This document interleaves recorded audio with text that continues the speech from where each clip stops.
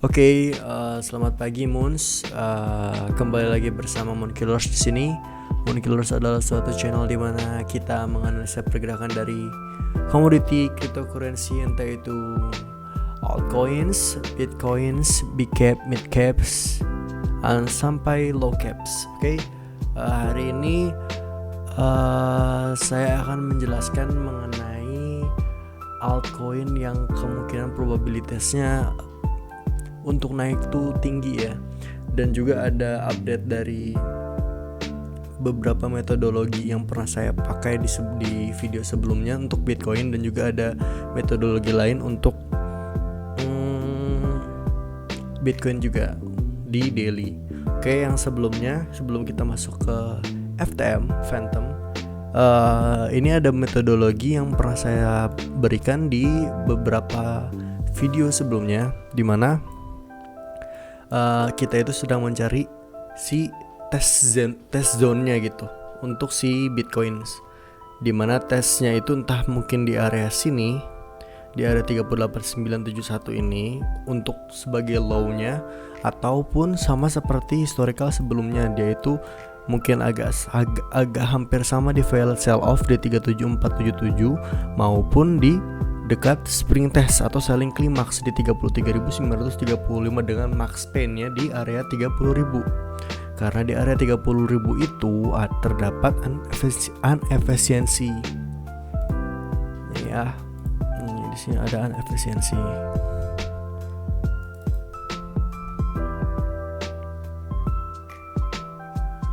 Nah, ya kira-kira max pain-nya adalah di 31.000 sampai di 29.372. Itu untuk plan kedepannya untuk testing zone-nya di kemungkinan probabilitas menggunakan metode yang ini.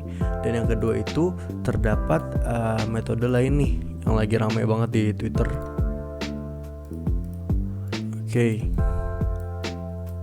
Nah, ini ada namanya Justin Memes Sentiment Cycle, di mana sekarang itu kita sedang berada di appreciation zones.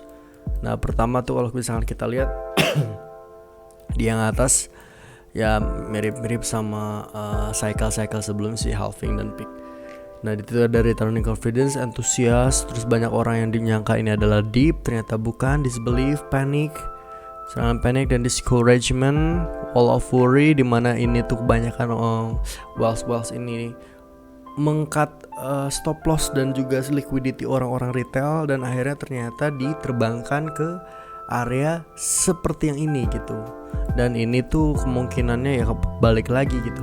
Setelah udah dapat peak ya kemungkinan pasti akan turun lagi, karena ini adalah market kan, gak mungkin dia bergerak hanya satu arah begitu. Ya, ini adalah beberapa kemungkinan sih untuk Bitcoin dengan menggunakan metodologi Justin Memes Sentiment Cycle and ya metodologi yang ada di sini. Seperti itu ya kemungkinannya. Kalau misalkan ya ini benar ya berarti area low untuk next move to the next cluster itu ada di area 36.000 sampai 39.872.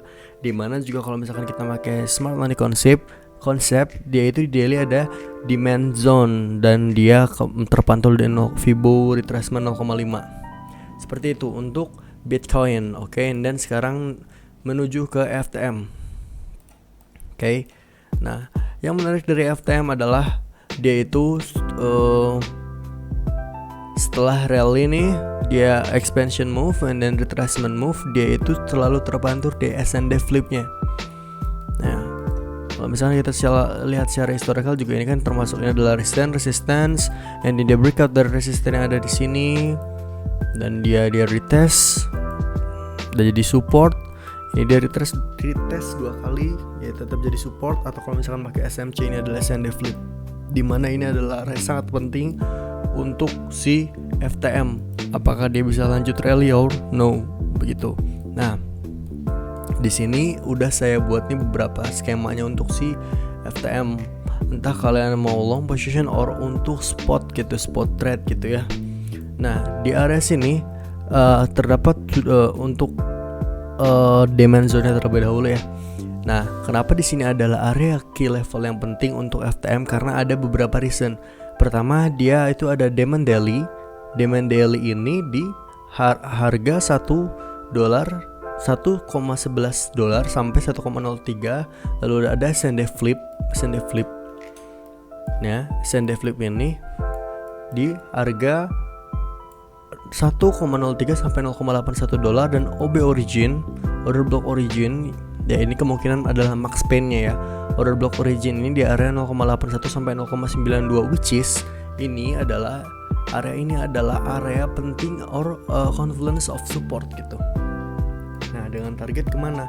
Yang pertama untuk target short termnya, kalau misalkan ini ya bakalan rebound di area sini dan expansion move lagi, kemungkinan next move-nya terlebih dahulu dia akan mengisi value gap di area sini 1,46 sampai 1,49. And then nextnya dia itu akan mencari supply di LTF-nya di area sini, kemungkinan di 1,99 sampai 2,05. Dan untuk di sini pun juga terdapat VVG dan fresh supply.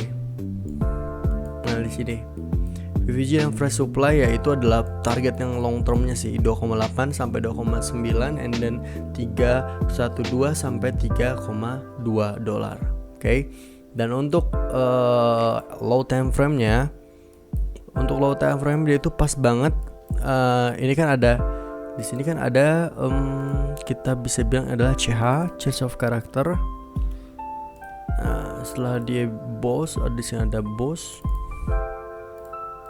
Sini juga ada boss dan dia udah secara LTF-nya nih. Kalau secara LTF-nya itu dia udah change of character gitu, dari lower low, lalu dia bisa break dari HL sebelumnya jadi menjadi HH seperti itu, and then dia back to back to low area lagi untuk mengambil demand zone di area 1,1261 dan 1,12, which is adalah order block yang belum termitigasi gitu, makanya dia bisa rebound kencang di area sini gitu.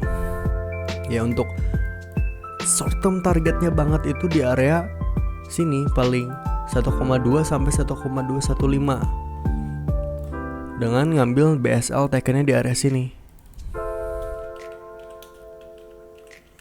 Seperti itu.